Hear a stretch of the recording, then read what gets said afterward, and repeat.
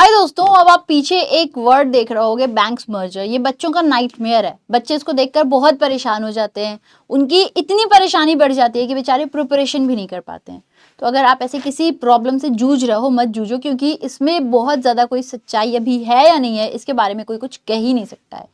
Basically अभी ऐसा बताया जा रहा है कि बैंक्स मर्जर पे कुछ जो है सरकार ने बोला है कि हाँ, ये आने वाले टाइम में बैंक्स मर्जर कर सकती है। क्या ये पहली बार हो रहा है? नहीं, इसके पहले भी ऐसा हुआ है। 2020 में बहुत सारे बैंक्स को मर्ज कर दिया गया था। एसबीआई के बहुत सारे एसोसिएट्स थे, उनको मर्ज किया गया था। ऐसा बहुत बार हुआ है बेटा, ऐसा पहली बार नहीं हुआ है। तो आप लोग घबराओ नहीं। खैर, हम ये जान जाते हैं कि खबर क्या है।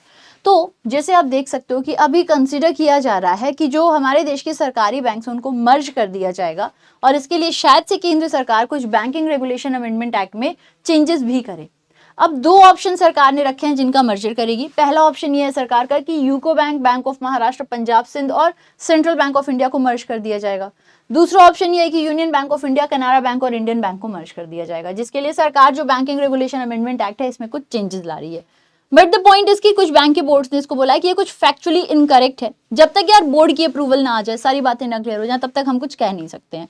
और जब तक खुद फाइनेंस मिनिस्ट्री अपने एंड से ना बोल दें कि हाँ उन्होंने ऐसा कुछ प्लान किया है, ऐसा कुछ होने वाला है, तब तक हमें टेंशन लेने की जरूरत नहीं है।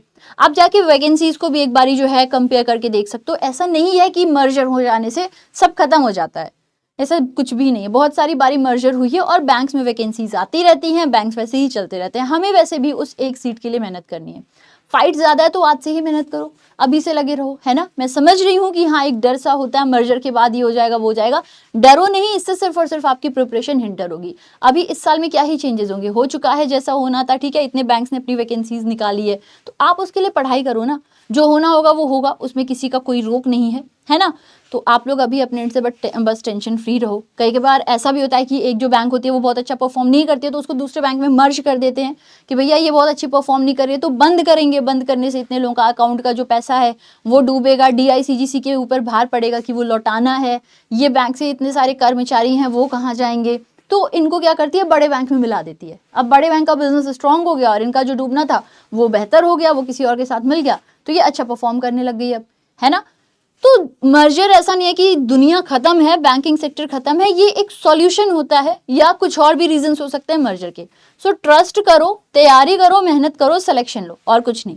अब यहाँ पे लिखा भी हुआ है कि अभी जो फंक्शनिंग थी यूको बैंक, पंजाब सिंध की, ये इंप्रूव हुई थी। साथ ही साथ में bank of Maharashtra, central bank की भी जो फंक्शनिंग थी वो पिछले दिनों में इंप्रूव हुई थी। जो भी फैसला आता है सरकार का, लेट अस सी क्या होता है, कैसे होता है। आप लोग बस पढ़ाई करो।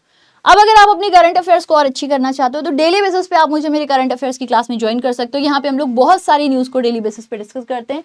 ये आप लोगों को बैंकिंग वाला की यूट्यूब चैनल पर मिल जाएगी। ये आज सुबह की हमारी क्लास है जो हुई है, जैसे आप लोग यहाँ पर देख सकते हो। यहाँ पे हम लोग क्लास में डेली बेसिस पे न्यूज़ भी डिस्कस करते हैं, क्वेश्चंस को भी डिस्कस करते हैं, रिवीजन भी करते हैं। सो ओवरऑल ये एक होलसम क्लास होती है, ठीक है। चलो खैर, मैंने आपको बता दिया। अब आप में से जो भी इंटरेस्टेड है बेशक आप लोग हमें ज्वाइन कर सकते हो। बाकी आई होप आपको ये खबर समझ आई हो और इसका तथ्य समझ आया हो। Thank you so much. जय हिंद, जय Bharat, God bless you, take care, love you and bye bye everyone.